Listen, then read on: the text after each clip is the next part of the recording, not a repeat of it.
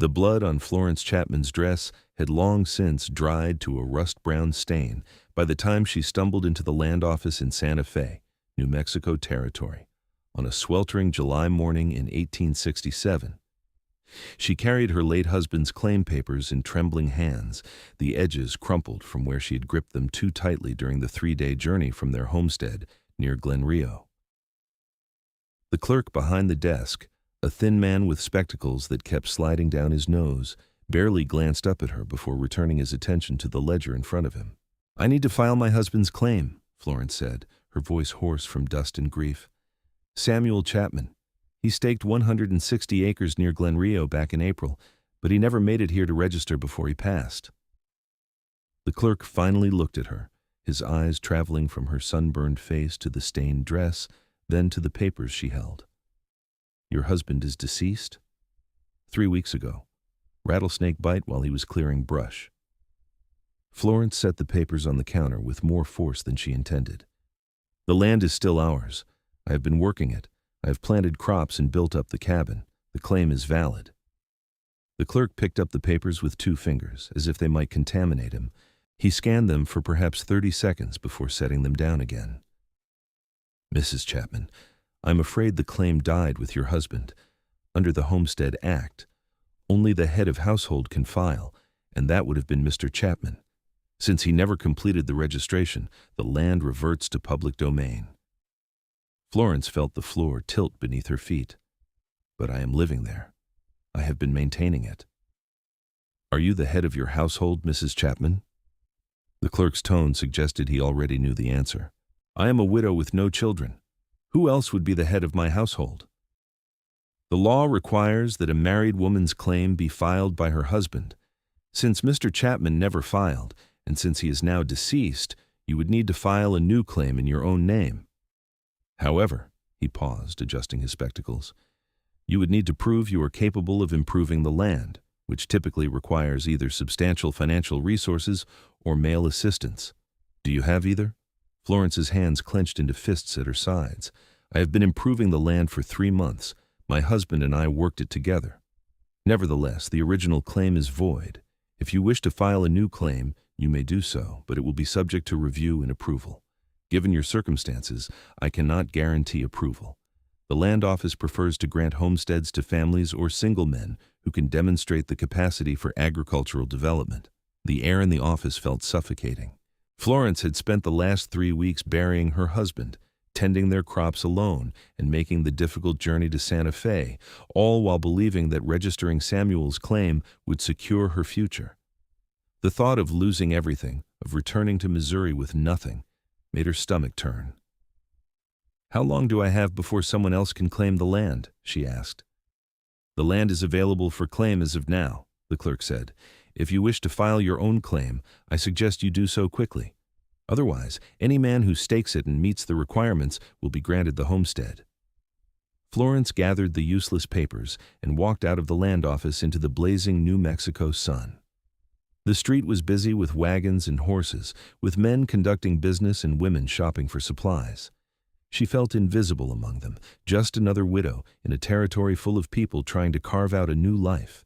She had $47 left to her name, a wagon with a lame horse, and a homestead that apparently was not hers anymore. She found a boarding house that charged 50 cents a night and took a room on the 2nd floor. The window overlooked an alley where 2 dogs fought over scraps. Florence sat on the narrow bed and allowed herself exactly 5 minutes to cry.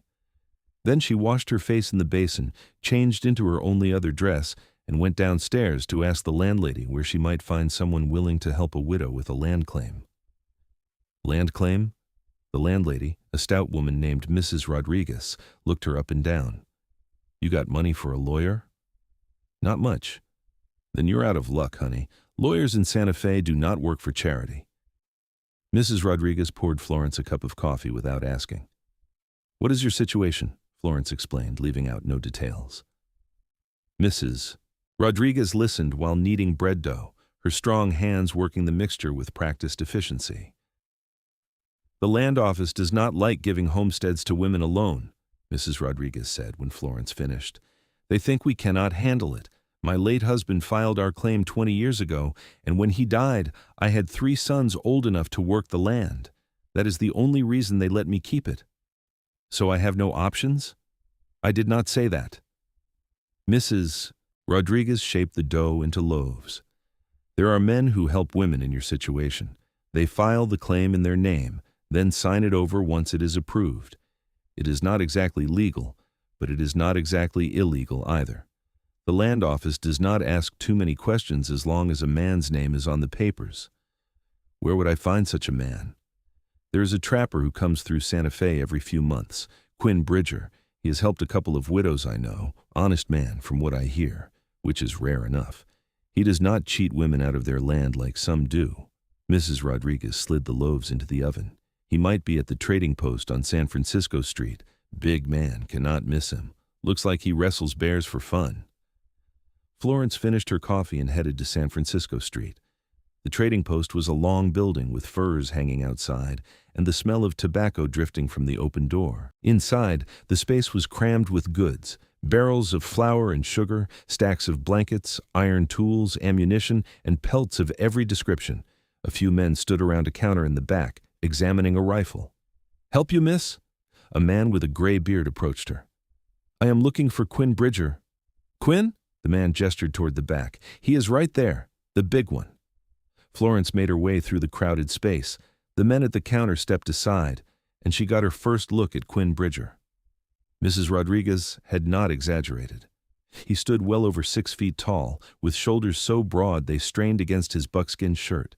His hair fell past his collar in dark brown waves, and his arms, visible where his sleeves were rolled up, showed muscles built from years of hard labor in the mountains. He had a thick beard and eyes the color of winter sky. He was examining the rifle with the focused attention of someone who understood exactly what he was looking at. "Mr. Bridger?" Florence said. He looked up, and his gaze was direct and assessing. "That is me. My name is Florence Chapman. Mrs. Rodriguez at the boarding house said you might be able to help me with a land claim." Quinn set down the rifle and gave the proprietor a nod. "I will think on it." Then he turned his full attention to Florence. "Let us talk outside." They stepped into the street, and Quinn led her to a bench in the shade of the building. He sat down, and Florence took a seat beside him, acutely aware of how small she felt next to his bulk. "Tell me about your claim," he said. Florence went through the story again. Quinn listened without interrupting, his expression unreadable. When she finished, he was quiet for a long moment. "Your land is near Glen Rio?" he finally asked. About 5 miles south. Good water source, decent soil. My husband and I planted corn and beans. There's a cabin, small but solid." "And you have been working it alone for 3 weeks?" "Yes." Quinn rubbed his beard, considering. "The land office will not file a claim for a woman alone, especially not a widow with no sons. They will drag their feet, find reasons to deny it, and meanwhile, someone else will stake your land.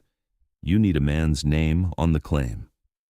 "Mrs. Rodriguez said you have helped other women in my situation." "I have. But you need to understand how this works. I file the claim in my name. I prove up the homestead, which means living on it for 5 years and making improvements. Once the patent is granted, I sign the land over to you. But during those 5 years, legally, the land is mine. You have to trust that I will keep my word." Florence studied his face, trying to read him. "Why would you do this? What do you get out of it?" "I get a homestead claim I do not have to work myself, since you are already working it.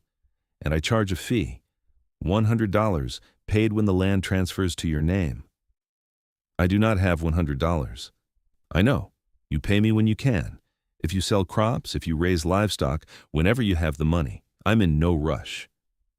Quinn's voice was matter of fact. "But I want to be clear about something else. During those 5 years, I will need to visit the homestead regularly to prove I am living on it. The land office checks. I will not interfere with your work, but I will be around. If that makes you uncomfortable, we can look for another solution." "There is no other solution, is there?" "Not a good one." Florence thought about the $47 in her pocket, the homestead that Samuel had died trying to secure, and the long journey back to Missouri where she had nothing and no one. "What do I need to do?" Come with me to the land office now. I will file the claim today. Then we head to Glen Rio so I can see the land and start making improvements on paper." Quinn stood, offering his hand to help her up. "Fair warning, Mrs. Chapman. This arrangement only works if we are both honest with each other. I do not cheat widows, and I do not expect to be cheated. Agreed?" Florence took his hand. His grip was warm and strong, and she felt a strange sense of relief as he pulled her to her feet. Agreed. They walked back to the land office together. The same clerk was behind the counter, and his expression soured when he saw Florence return. "Mrs. Chapman, I told you the claim requirements." "I'm here to file a claim," Quinn said, stepping forward. His presence seemed to fill the small office. 160 acres south of Glen Rio. I have the coordinates here." He pulled a paper from his pocket, and Florence realized he must have copied them from Samuel's original claim documents while they sat on the bench. The clerk's demeanor changed immediately. "Mr. Bridger, I did not realize you were filing. Do you have the $10 fee?" Quinn counted out the money. The clerk pulled out a form and began writing, asking questions about Quinn's intentions for the land, his experience with agriculture, and his ability to make improvements. Quinn answered each question with calm confidence, and the clerk nodded along, filling in the form with neat handwriting. "And will you be living on the land, Mr. Bridger?"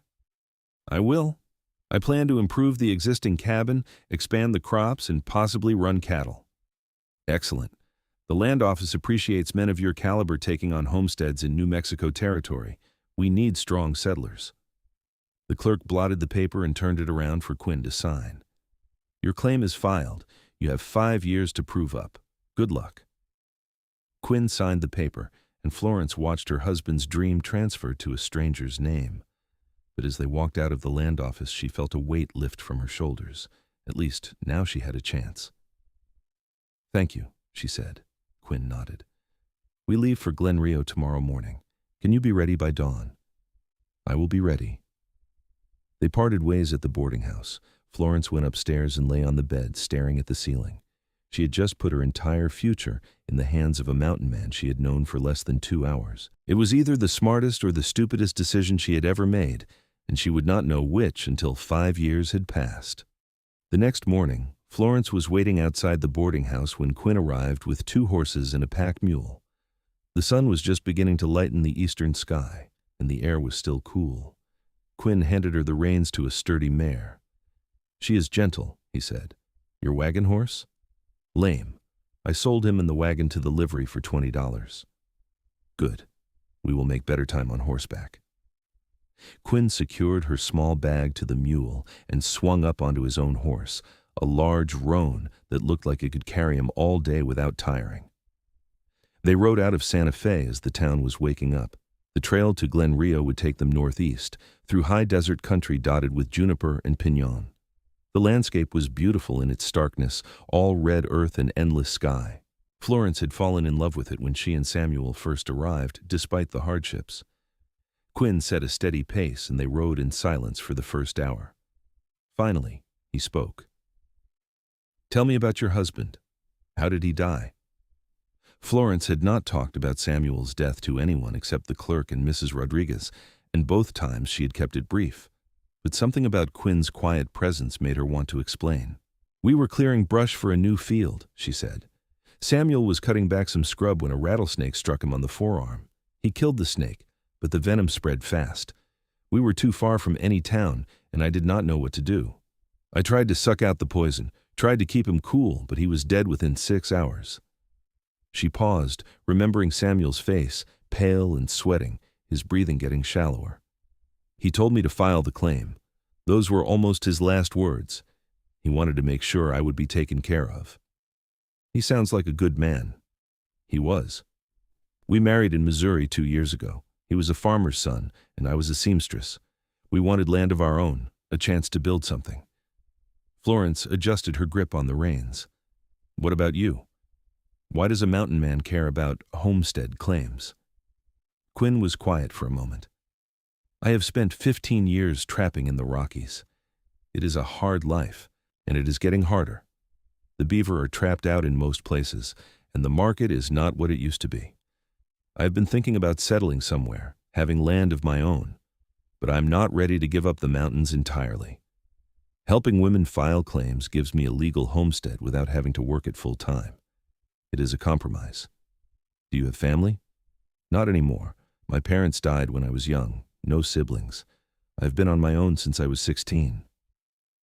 Florence did some quick math. Quinn looked to be in his late 20s or early 30s, which meant he had been living alone in the wilderness for more than a decade. It explained the self-sufficiency she sensed in him, the way he moved with complete confidence through the landscape. They stopped at midday to rest the horses and eat a cold meal of bread and dried meat. Quinn found a spot in the shade of a rocky outcrop, and they sat watching the heat shimmer across the desert. "How much farther?" Florence asked.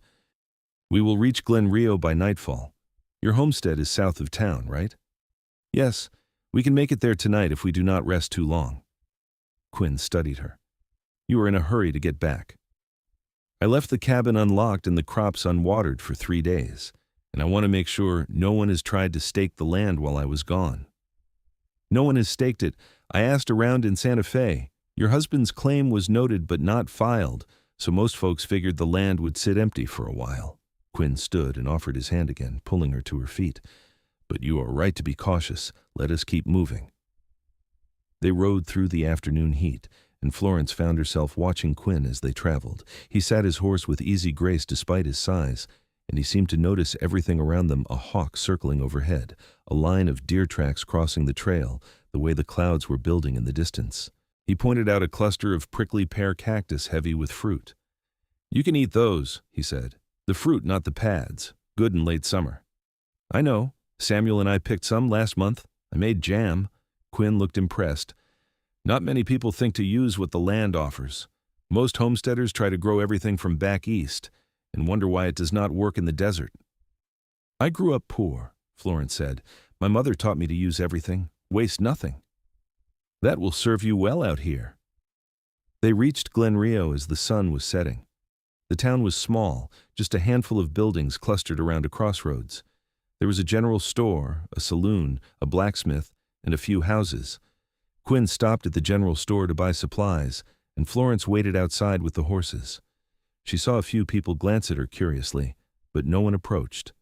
News of Samuel's death had probably spread through the small community by now. When Quinn emerged with full saddlebags, they continued south out of town. Florence led the way now, following the trail she and Samuel had worn between Glen Rio and their homestead. The land opened up into rolling grassland dotted with juniper, and in the distance, the mountains rose purple against the darkening sky. "There," Florence said, pointing to a small cabin nestled against a hillside. Smoke was rising from the chimney. Quinn's hand moved to the rifle on his saddle. "You said you left the cabin unlocked." "I did, and I did not light the stove before I left." They approached cautiously. As they got closer, Florence could see that the cabin door was open and a figure was moving inside. Her heart sank. Someone had taken over the homestead while she was gone. Quinn dismounted and motioned for her to stay back. He walked to the cabin door with the rifle held ready but not aimed. "Hello, the house," he called out.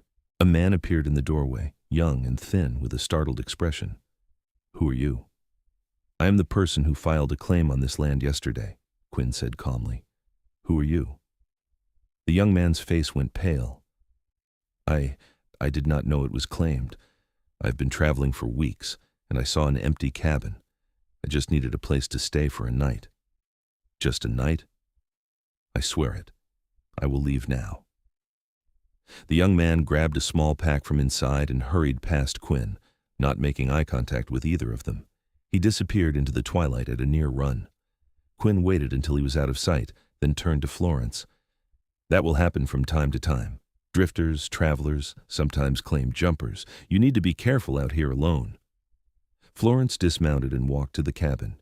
Everything inside looked untouched, except for the fire the young man had built in the stove.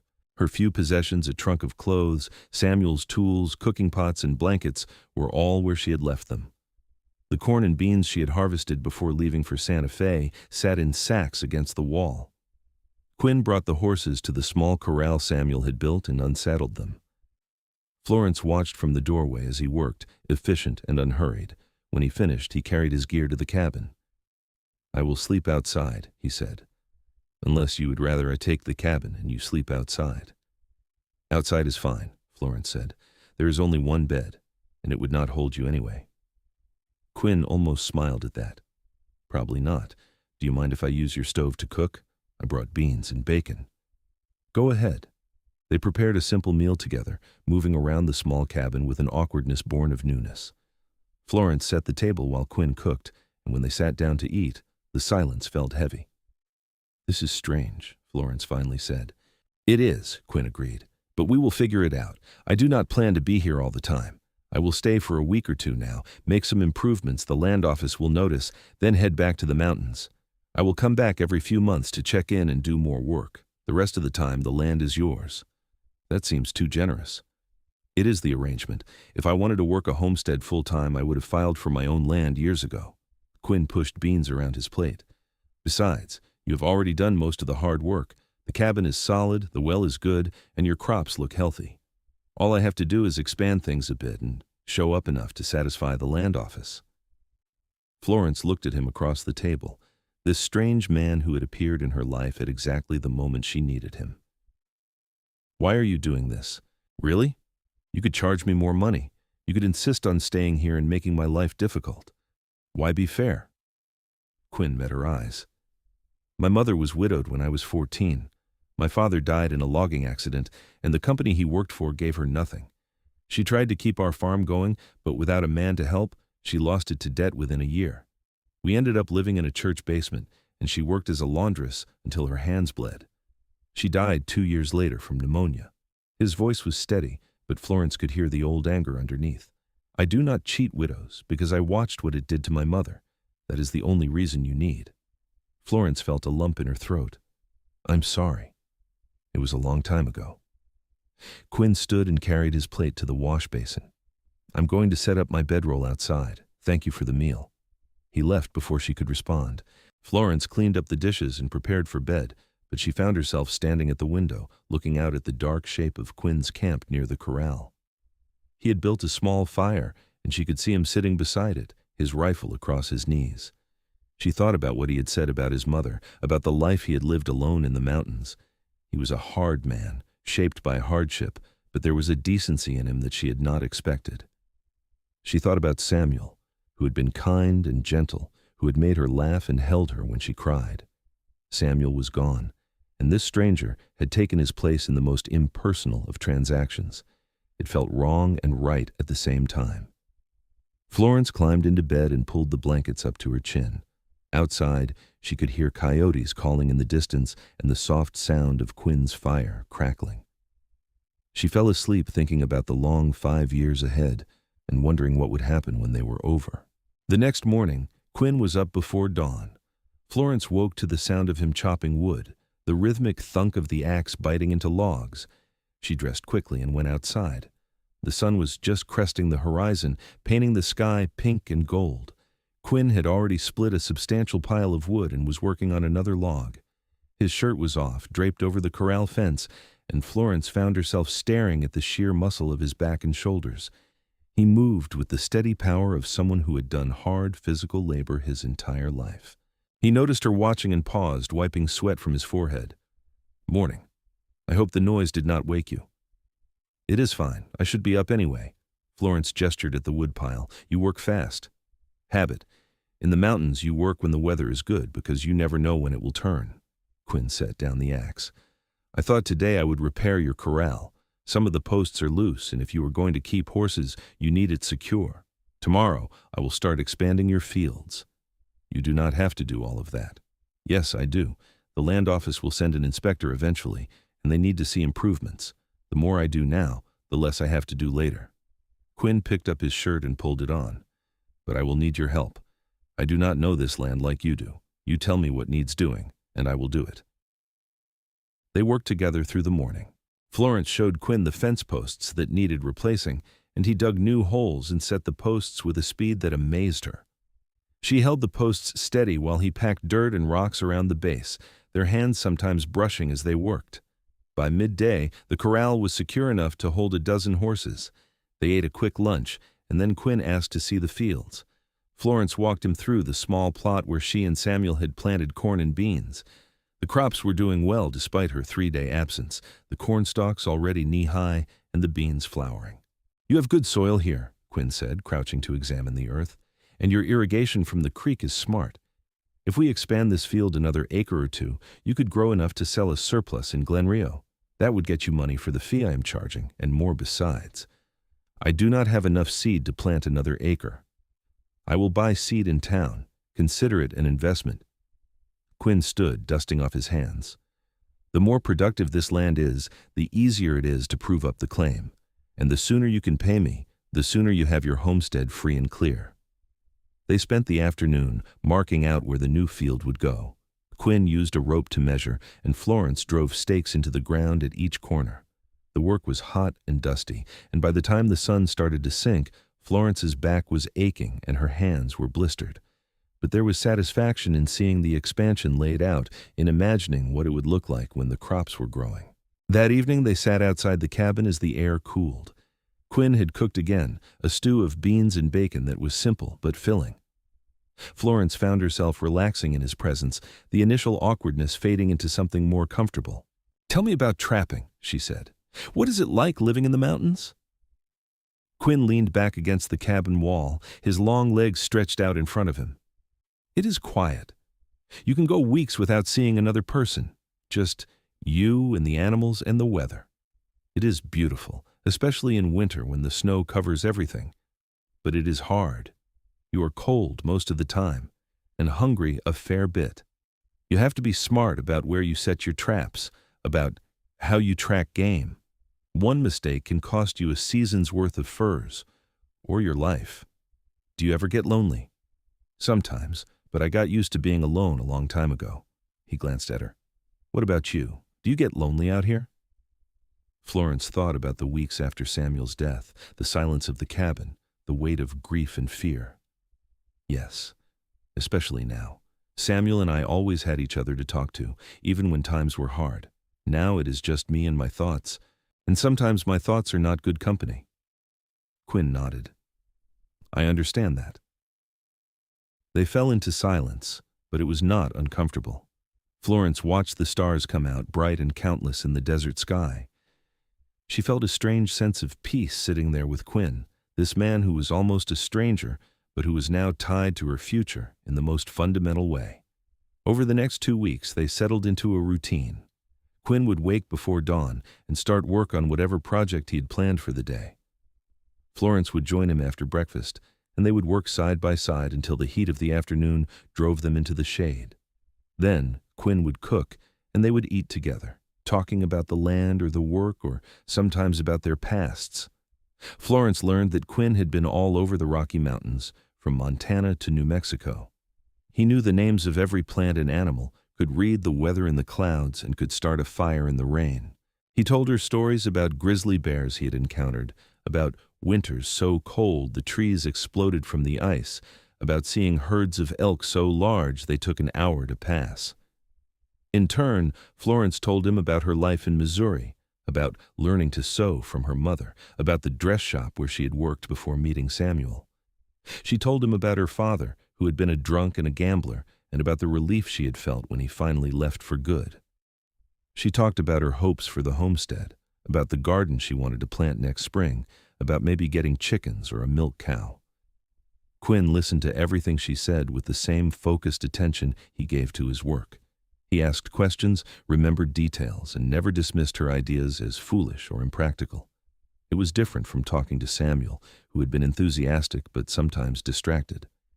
Quinn made her feel heard in a way she had not experienced before. One afternoon they were working in the expanded field, clearing rocks and breaking up the hard soil, when Florence straightened and wiped her forehead. "Why have you never married?" she asked suddenly. Quinn paused, his shovel halfway into the ground. "Never found anyone who wanted to marry a mountain man, and I have never stayed in one place long enough to build that kind of life. Do you want to marry someday?" "Maybe, if I found the right woman." He went back to digging. "What about you? Do you think you will marry again?" Florence had not thought about it, not seriously. Samuel had been dead less than 2 months, and the idea of another husband felt impossible. I do not know. Maybe, but not for a long time. That is fair. Quinn drove the shovel deep into the earth. You should not rush into anything. Give yourself time to grieve. They finished clearing the field as the sun set, and Quinn went to town the next day to buy seed. He returned with burlap sacks full of corn and bean seeds, along with some other supplies, flour, sugar, coffee, and a bolt of fabric. "What's the fabric for?" Florence asked. "I noticed your dresses are worn. Thought you might want to make new ones." Quinn set the bolt on the table. "Mrs. Rodriguez said you were a seamstress. Seemed like you might appreciate it." Florence ran her hand over the fabric, a sturdy cotton in a deep blue. It was not fancy, but it was good quality, and the color was pretty. "Thank you," she said, surprised by the thoughtfulness of the gesture. "Just being practical, cannot have you working in rags." But Quinn looked pleased by her reaction. They planted the new field over the next 3 days. It was backbreaking work, bending and planting and covering, row after row. Florence's hands blistered and bled, and her back ached so badly she could barely stand straight by the end of each day. But Quinn never complained, never slowed down, and his steady determination kept her going. On the third evening, when the last seed was in the ground, they stood at the edge of the field and looked at their work. The neat rows stretched across more than 2 acres now, and if the crops took, Florence would have enough to live on and sell besides. "We did it," she said, her voice filled with exhausted satisfaction. "You did most of it," Quinn said. "I just helped. Do not downplay your part. I could not have done this alone." Quinn looked at her, and there was something in his expression that made her breath catch. It was not desire exactly, but a kind of recognition, as if he was seeing her clearly for the first time. "You are stronger than you think, Florence." The way he said her name, without the formal Mrs. Chapman, felt intimate. Florence looked away, suddenly flustered. "I should make dinner." That night, after they ate, Quinn told her he would be leaving in the morning. "I need to get back to my trap lines before someone else raids them, but I will be back in 2 months before the inspector comes. Keep working the land, and if you have any trouble, send word to the trading post in Santa Fe. They know how to find me." Florence felt an unexpected pang of sadness. She had gotten used to Quinn's presence, to having someone to talk to and work alongside. The thought of being alone again was less appealing than it had been 2 weeks ago. "I will be fine," she said, more to convince herself than him. "I know you will." Quinn stood and stretched, his frame silhouetted against the firelight. "But if you need anything, do not hesitate to ask. This land is as much my responsibility as yours, until the claim is proved up." The next morning, Quinn packed his gear and saddled his horse. Florence walked him to the edge of the property, and they stood there awkwardly, neither quite knowing how to say goodbye. "Take care of yourself," Quinn finally said. "You too. Do not get eaten by a grizzly." He almost smiled. "I will do my best." Then he swung up onto his horse and rode north toward the mountains. Florence watched until he disappeared from sight, then turned back to the cabin. The homestead felt emptier without him, the silence heavier. She went inside and looked at the bolt of blue fabric on the table. She picked it up and held it to her face, breathing in the faint scent of Quinn that still clung to it, wood smoke and leather and something wild. Then she set it down and went to start her day's work. The next 2 months passed slowly. Florence tended the fields, watered the crops, and kept the cabin in order. She made herself 2 new dresses from the fabric Quinn had bought, working by lamplight in the evenings. The sewing was familiar and comforting, and she found herself thinking about Quinn as she worked, wondering where he was and if he was safe. She went to Glen Rio once a week for supplies, and the townspeople slowly began to accept her presence. The owner of the general store, a man named Mr. Patterson, told her that people were impressed by how well she was managing the homestead alone. "Not many women could do what you are doing," he said. "Your husband would be proud." Florence thanked him, but inside, she felt a twinge of guilt. The homestead was not in her husband's name. It was in Quinn's, and she was beginning to realize that her feelings for Quinn were not the same as her feelings for Samuel had been. Samuel had been her partner, her friend, her companion. What she felt for Quinn was harder to define, a mixture of gratitude, respect, and something deeper that she was afraid to name. In early September, Quinn returned. Florence was weeding the garden when she saw him riding up the trail, and her heart leapt in a way that had nothing to do with relief or friendship. She stood, brushing dirt from her skirt. and walked to meet him. "Hello, Florence," he said, dismounting. He looked thinner than she remembered, and there was a new scar on his forearm. "What happened?" she asked, pointing to the scar. "Disagreement with a mountain lion. I won, but she got a swipe in." Quinn glanced around the homestead. "The crops look good. You have been working hard." "I have. Come inside. I will make coffee." They sat at the table, and Florence poured coffee while Quinn told her about his time in the mountains. He had been trapping in the high country, living out of a tent, and had run into a group of Ute hunters who traded him deer meat for tobacco. He had also encountered a pair of prospectors looking for gold, though he doubted they would find any. The land office sent a letter to the trading post," Quinn said, pulling a folded paper from his pocket. "The inspector will be here in October. I need to stay until then. Make sure everything looks right." Florence felt a rush of happiness at the thought of Quinn staying for another month. "The cabin is yours as much as mine. You're welcome to stay as long as you need." Quinn looked at her. There was that same searching expression she had seen before. "Thank you."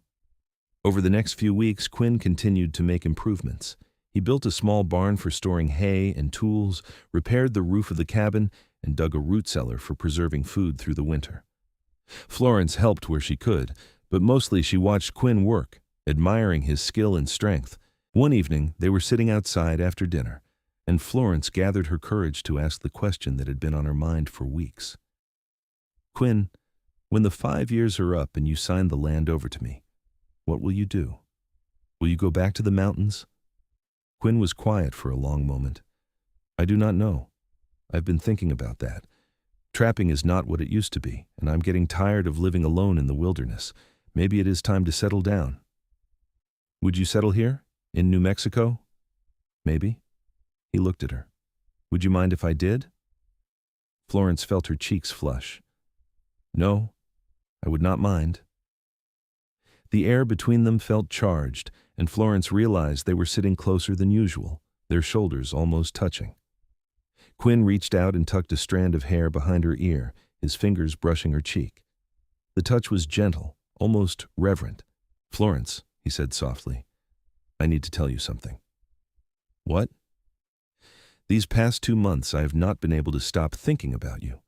I kept telling myself it was just concern, that I was worried about how you were managing. But it is more than that." His voice was low and earnest. "I have feelings for you. I did not plan on it, and I know it is too soon after your husband's death, but I needed you to know." Florence's heart was pounding. "Quinn, You do not have to say anything," he interrupted. "I'm not asking for anything. I just wanted to be honest with you." Florence looked at him, at his strong, weathered face and the vulnerability in his eyes. She thought about Samuel, about the love they had shared and the life they had planned. She thought about the loneliness of the past months and the way her heart had lifted when she saw Quinn riding up the trail. She thought about how he made her feel safe and valued and seen. "I have feelings for you too," she said quietly. "I have been trying to ignore them, trying to tell myself it is just gratitude or loneliness, but it is more than that. I care about you, Quinn, and that terrifies me." "Why does it terrify you?" "Because Samuel has been gone less than 4 months. Because I feel like I am betraying his memory. Because I do not know if what I feel is real or if it is just because you have been kind to me when I needed kindness." Quinn took her hand, his rough palm warm against hers. "I cannot tell you what you feel or what you should do, but I can tell you this. Your husband wanted you to be taken care of. He wanted you to have this land and a good life. I do not think he would want you to be alone and miserable out of loyalty to his memory."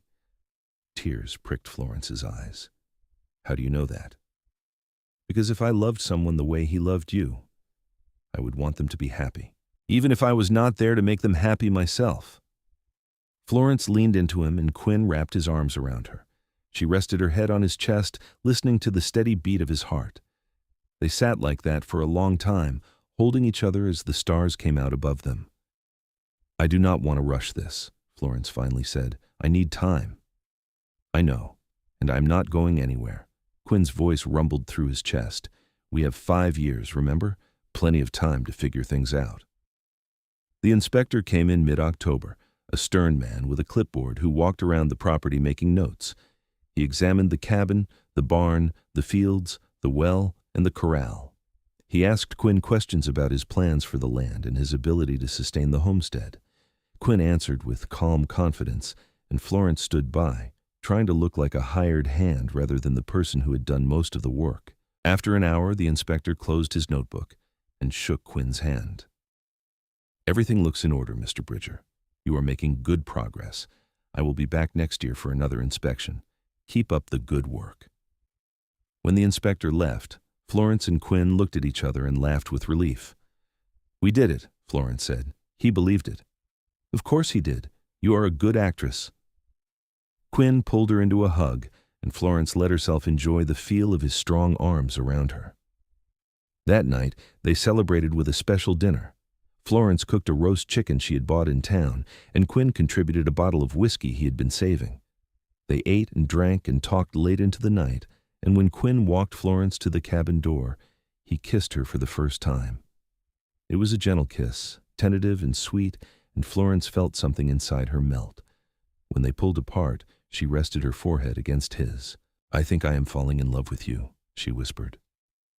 "I know I am falling in love with you," Quinn whispered back.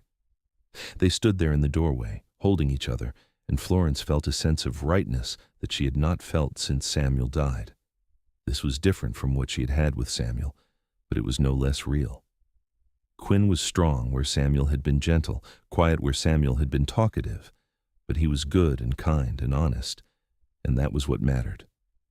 Quinn stayed through the winter, and as the cold months settled over the homestead, their relationship deepened. They worked together during the day and spent the evenings by the fire, talking or reading or simply sitting in comfortable silence.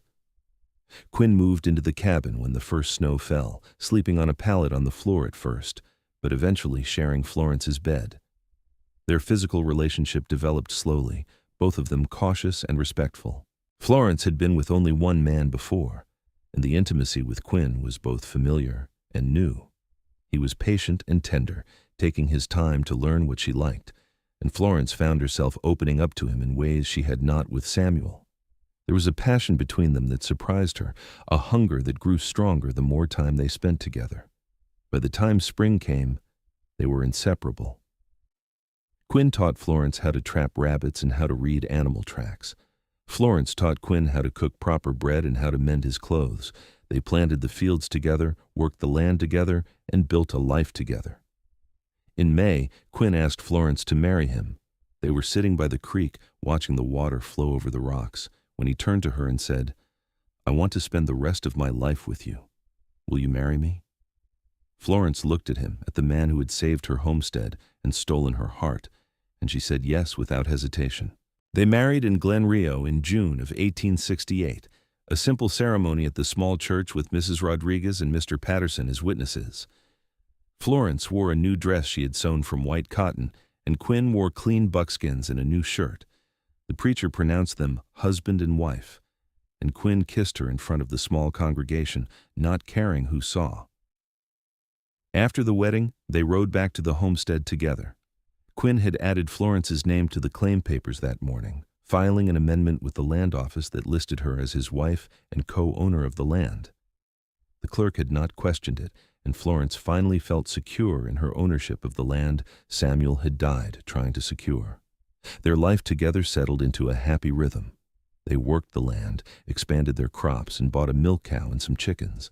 Florence sold eggs and vegetables in Glen Rio, and Quinn occasionally took loads of furs to Santa Fe to trade. They saved money slowly but steadily, and by the end of the first year of marriage, Florence had enough to pay Quinn the $100 she owed him. She counted out the money one evening and set it on the table. "I can finally pay you." Quinn looked at the money, then at her. "Keep it. Use it to buy more livestock or seeds. The land is yours, Florence. It always has been." "But we had an agreement." "The agreement was made before I fell in love with you, before we got married. The money does not matter anymore." Quinn pushed the bills back toward her. "What matters is that we build this homestead together, as partners." Florence felt tears sting her eyes. She had been so worried about paying her debt, about fulfilling her obligation, that she had not realized Quinn no longer saw it that way. "Thank you," she said, her voice thick with emotion. "Thank me by using that money to make our life better." Quinn pulled her into his lap and kissed her forehead. "We are in this together now." The years passed quickly. Quinn proved up the homestead claim in 1872, 5 years after filing. The land office granted the patent, and Quinn immediately signed half the land over to Florence, making them equal owners. They had expanded the property by then, buying an adjacent parcel and building a larger house. They had cattle and horses, a vegetable garden, and fields of corn and beans that produced enough to sell at market. Florence gave birth to their first child in the fall of 1869, a son they named Samuel after her first husband. Quinn had suggested it, saying that Samuel Chapman had been the one to bring Florence to New Mexico, and his memory deserved to be honored. The baby was healthy and strong, with Quinn's dark hair and Florence's green eyes. Their second child, a daughter named Clara, came 2 years later. She had Quinn's blue eyes and a determined temperament that reminded Florence of herself. Quinn was a devoted father, patient and playful with the children, teaching Samuel to ride before he could walk and singing Clara to sleep every night.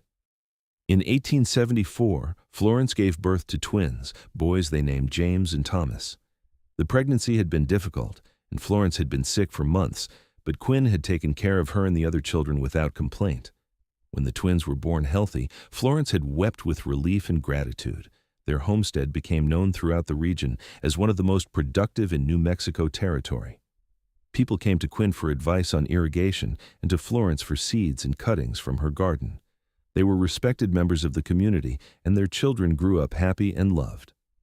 One evening in the summer of 1876, Florence and Quinn sat on the porch of their house, watching their children play in the yard. Samuel was 6 now, Clara was 4, and the twins were 2. The sun was setting, painting the sky in shades of orange and pink, and the air was warm and sweet with the smell of blooming flowers. "Can you believe it has been 9 years since we met?" Florence asked, leaning against Quinn's shoulder. "Sometimes it feels like yesterday. Sometimes it feels like a lifetime ago." Quinn wrapped his arm around her. "Do you ever regret it? Trusting me with your land?" Florence thought about that hot July day in Santa Fe, about the desperate widow who had put her faith in a stranger. "No. You saved me, Quinn. Not just my land, but my life. I do not know what would have happened to me if you had not helped. You would have survived. You are the strongest person I know." Quinn kissed the top of her head. "But I'm glad I was there. I'm glad we found each other." "So am I." They sat in comfortable silence, watching their children in the sunset. Florence thought about Samuel Chapman, about the life they had started together and the dream he had died pursuing. She had fulfilled that dream, but not in the way either of them had imagined. She had done it with Quinn, the mountain man who had filed the claim in his name and then put her name above his when he signed it over. He had given her not just land, but love and partnership and a family.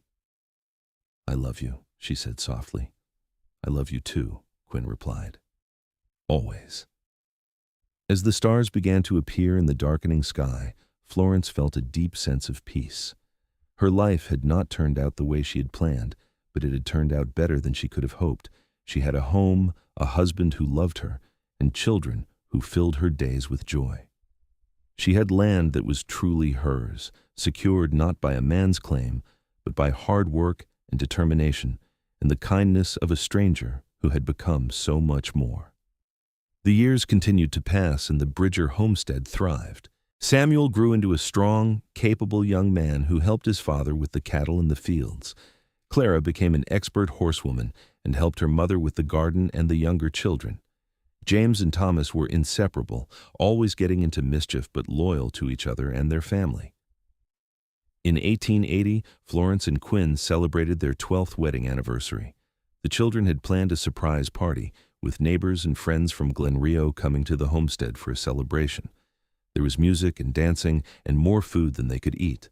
Florence danced with Quinn under the stars, just as they had done on their wedding night, and she felt as young and happy as she had then. "Here is to 12 more years," Quinn said, spinning her around. "Here is to 50 more years," Florence corrected, laughing. "I will take whatever time God gives us, as long as I have you." They grew old together on the land they had built. Their children grew up and had families of their own, some staying in New Mexico and others heading west to California or north to Colorado. But they all returned often to the homestead, bringing grandchildren for Florence and Quinn to spoil. Florence never forgot the land office clerk who had refused Samuel's claim, or the fear she had felt standing in that office with nowhere else to turn. She became an advocate for widows and single women, helping them navigate the legal system and sometimes providing loans or assistance when they needed it. Quinn supported her efforts, using his reputation and connections to help women file claims and prove up their land. In 1890, when Florence was 48 and Quinn was 52, they sat on the porch of their home and looked out over the land that had brought them together. The original cabin was still standing, though they used it for storage now. The fields stretched as far as they could see, green and productive. Cattle grazed in the pastures, and the garden was full of vegetables and flowers. "We did well," Quinn said, taking Florence's hand. "We did better than well. We built something that will last long after we are gone." Florence squeezed his hand. "Our children will have this land, and their children after them. Samuel's dream came true, just not the way he imagined. He would be proud of you, of what you have accomplished, and he would be grateful to you for taking care of me when he could not." Quinn pulled her close, and Florence rested her head on his shoulder.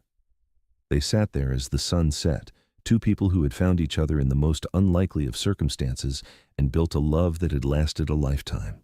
When Florence was 73 years old, Quinn passed away peacefully in his sleep. He had been working in the fields that day, had eaten dinner with Florence, and had gone to bed tired but content. Florence woke in the morning to find him gone, his face peaceful and his hand still holding hers. The grief was profound, but Florence did not break. She buried Quinn on the hill overlooking the homestead, with a headstone that read, "Quinn Bridger, beloved husband and father, who put love above all else." Their children and grandchildren came from across the territory to say goodbye, and the entire community of Glenrio turned out for the funeral. Florence lived for another 12 years after Quinn's death. She continued to work the land with the help of her children and grandchildren, and she never lost the strength and determination that had carried her through so many hardships. She told stories about Quinn to anyone who would listen, making sure that his kindness and generosity were never forgotten. When Florence died in 1915 at the age of 85, she was buried next to Quinn on the hill. Her headstone read, "Florence Chapman Bridger, beloved wife, mother, and pioneer who claimed her own land." Their children made sure that the homestead stayed in the family, passing it down through the generations as a testament to the love and partnership that had built it. The land that the office had refused to give to a widow became a legacy that lasted for over a century, all because a mountain man had been willing to file a claim in his name and then put her name above his. It was a story of love and trust, of two people who had found each other when they both needed someone most, and who had built a life together that was richer and fuller than either could have imagined. The homestead still stands today, a reminder that sometimes the best things in life come not from following the rules, but from the kindness of strangers who become family, and from love that grows in the most unexpected places. Florence and Quinn's story became legend in New Mexico, a tale told to illustrate that true partnership knows no boundaries, and that love, when it is real and honest and strong, can overcome any obstacle. Their great-great-grandchildren still work the land, growing crops in the fields that Florence and Quinn first planted together, raising cattle in the pastures they expanded, and living in the house they built with their own hands. The original cabin is now a museum of sorts, preserved exactly as it was in 1867, with Florence's sewing supplies still on the table and Quinn's rifle hanging above the door. Visitors come from all over to hear the story of the widow who lost her husband's claim and the mountain man who filed his own, only to give it all to her in the end. They come to see the land office papers, still preserved, showing Quinn's name crossed out and Florence's name written above it in his bold handwriting. They come to understand that love takes many forms, and that sometimes the greatest acts of love are not grand gestures, but simple choices to put someone else's needs above your own. Florence and Quinn's story is a reminder that in the Wild West, where life was hard and uncertain, where the law did not always protect the vulnerable, and where survival often depended on the kindness of others, love could still flourish. It could grow in the space between hardship and hope, between loss and new beginnings, between a widow's despair and a mountain man's quiet strength. And so, the land that was once denied to Florence Chapman became the foundation of a dynasty, built on love and trust and the simple but profound act of one person helping another in their time of need. The Bridger homestead stands as a testament to what is possible when two people choose to face the world together, when they work side by side to build something lasting, and when they never forget that the greatest claim anyone can stake is not on land, but on each other's hearts.